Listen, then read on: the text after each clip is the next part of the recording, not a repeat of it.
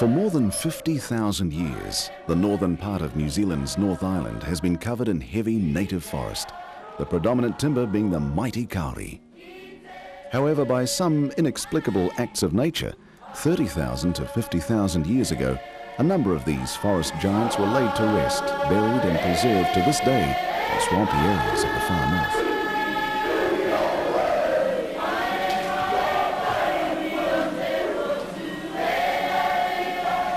For more than 50,000 years, the northern part of New Zealand's when the European settlers arrived 200 years ago, forest, there was still the predominant timber being the mighty standing kauri forest. However, because of its value, this soon diminished to about 8,000 hectares. Nowadays, the remaining standing kauri is protected by government regulations.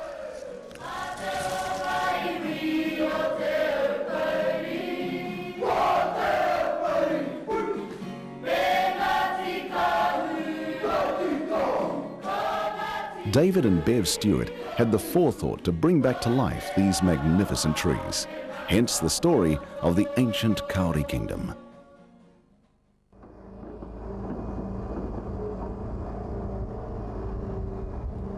The majority of the remaining swamp kauri is on private farmland.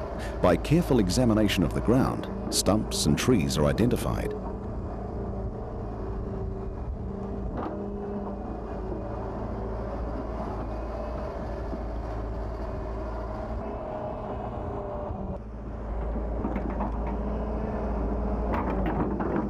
You want to come down here and go this way? Stay off that one, stay right away from that one, because we may have to do that one too.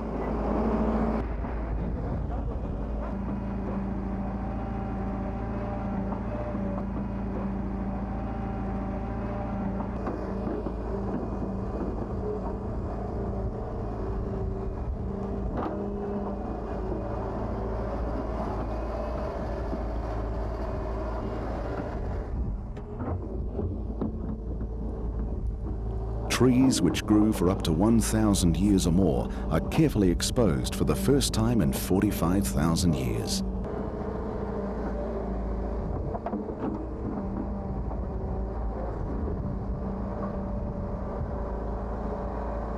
He's quite a good lump, this fella.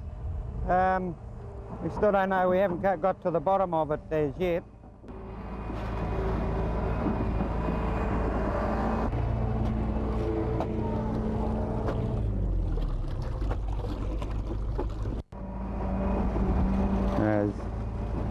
It's just starting to go under now. Underneath now. I still get a thrill out of opening these up to see what we have got. Because once again, you don't know what you're going to get until you actually expose the whole thing.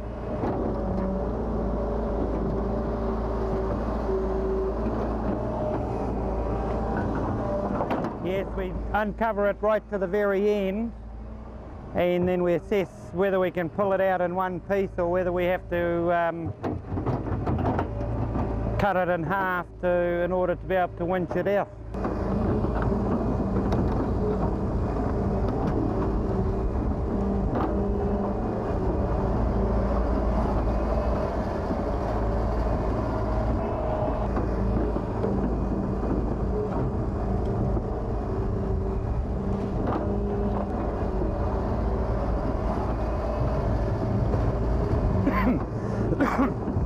This is what all the old timers used to look for around the 1900s, was the kauri gum. There used to be a thriving export industry when the gum was the main ingredient in the manufacture of high quality resins and lacquers. Some kauri leaves amongst here.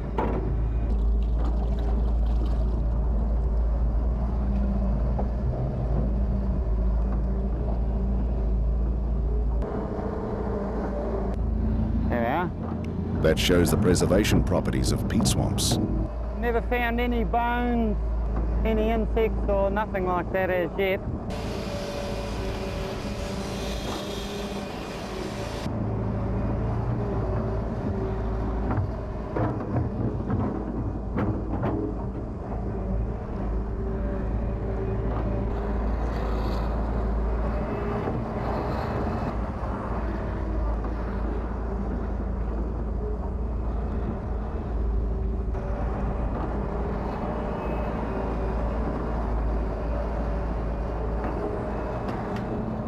For this one, because of the size of it, we're probably looking at about 30 tonne all up, including the stump.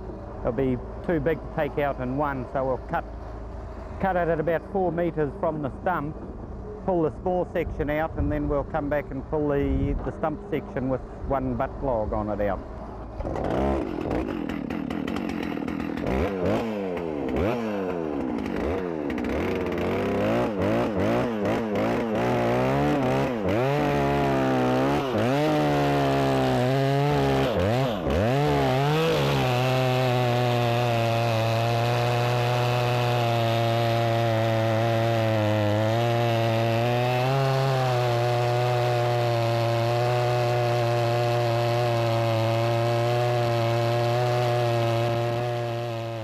It can be very dangerous cutting these logs. They are wet and covered in slippery mud. Teamwork is essential, as the bucket is used as a platform for David to work from.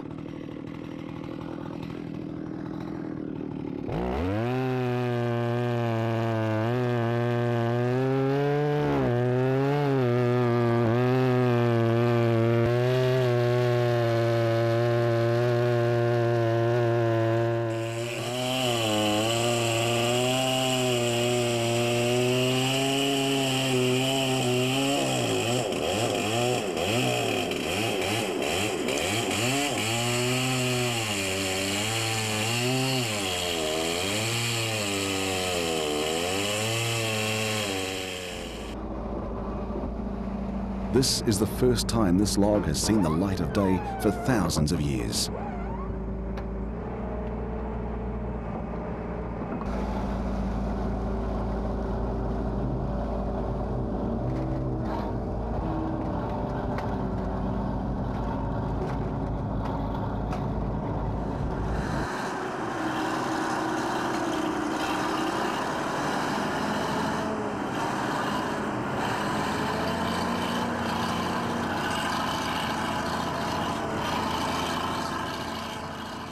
We just polish parts of it up or clean it up and then sell it through the shop as a natural or partly natural piece.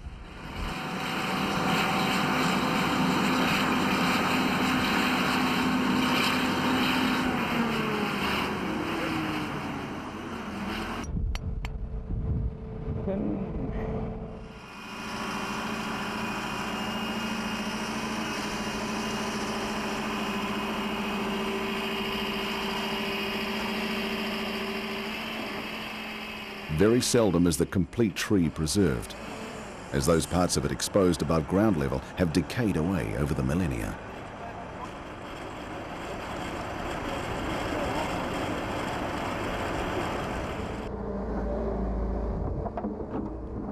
All that remains now is to haul the logs to the skid site prior to transporting back to the ancient Kauri Kingdom yard.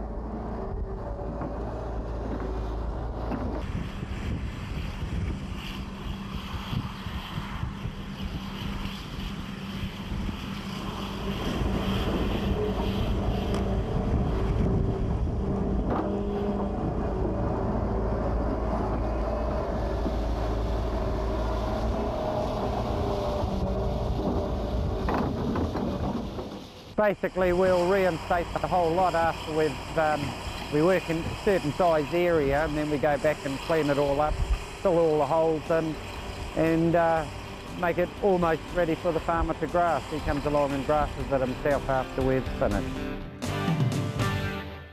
If you thought a 30-ton log was large, have a look at this 110-ton monster David unearthed a few years ago. A log this big needs a big chainsaw, and David had to make one with a bar over 2 meters long.